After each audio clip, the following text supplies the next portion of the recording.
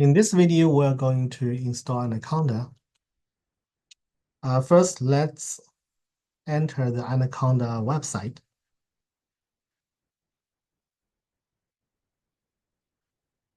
On the top, you can see this icon, free download.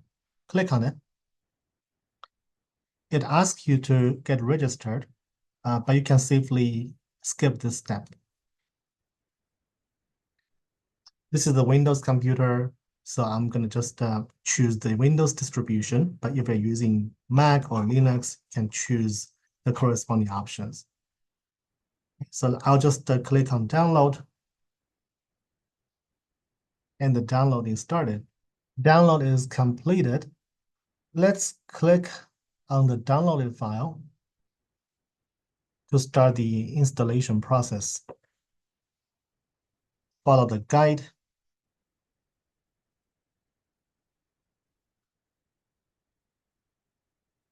You can choose the customize the destination location. I'm going to just use what it recommends. Now there are a few options. Even though the second option is not recommended by the developer, I feel it's often easy to check it because later on you can access command line to call Anaconda commands. Okay, here where I'm just gonna check all those checkboxes. Start the installation. The last bit of the progress bar usually takes quite a bit of time. Now the installation is complete. It actually took about 30 minutes on my computer. So let's finish the installation. So let's just finish it by clicking on the finishing button.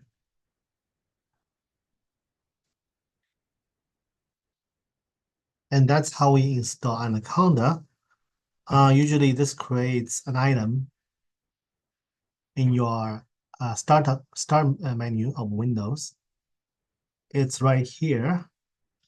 And the most important thing is the Anaconda navigator.